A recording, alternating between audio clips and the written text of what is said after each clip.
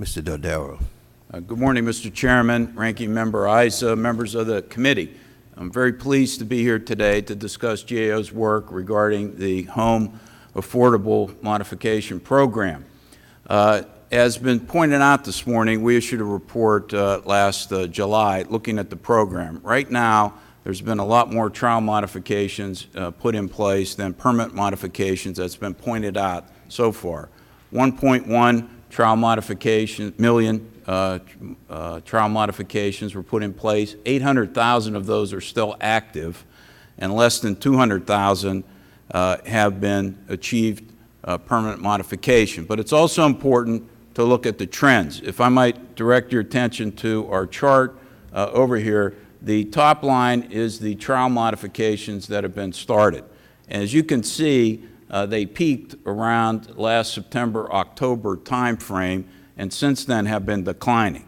The dotted line at the bottom, are the beginnings of the permanent modifications that were started and then converted into the 170,000 that were in place at the end of February. Now, the challenge going forward is to take the pipeline of the trial modifications and have decisions made on them, whether they're to be converted to permanent modifications or not. But also, importantly, the pipeline for trial modifications has to be replenished for these first lien holder mortgages in order to make sure that the goals of the program ultimately are achieved. In addition to the first lien program, Treasury needs to establish and move forward on the second lien holder program. There's a foreclosure alternative program that's waiting in the wings to be started as well. And there's the hardest hit housing fund, which is directed in 5 states in particular. So you have other programs that have not yet been implemented that are necessary to be able to do this, as well as dealing with this first lien holder modification program. Now, like a lot of other aspects of the Troubled Asset Relief Program, the GAO, along with the IG from TARP, have been making a number of recommendations to increase the transparency and accountability of the program.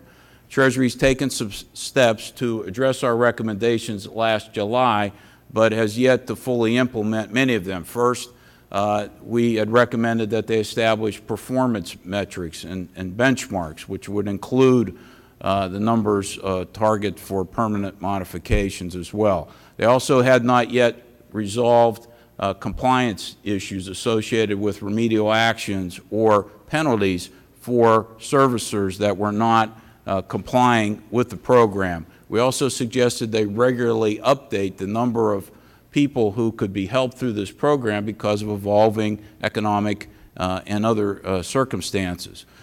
We've continued our work, and we've noted preliminarily some indications of inconsistencies about how these borrowers are being treated, when borrowers are communicated with, how early in the process of the lateness on their payments. Some are being contacted after 30 days being delinquent, others not until 60 days.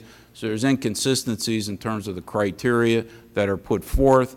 There's also problems with how complaints are being dealt with. There's no set process for that yet in place. Also, we had recommended that Treasury follow up to determine whether or not the counseling requirements that were required for certain borrowers were complied with, and they've not yet done that. I think we're missing a huge opportunity here for more consumer education and financial literacy and consumer protections, but we won't know whether that's complied with or not going forward unless Treasury implements our recommendation. We're also looking at what kind of appeal process would make sense for this program to provide due process protections for borrowers. I just want to assure this committee that we take this issue very seriously. The TARP program has helped a number of institutions.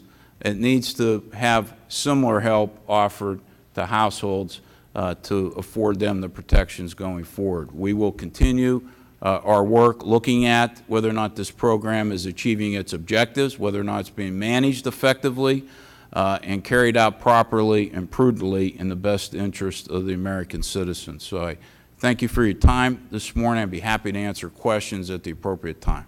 Thank you very much for your testimony.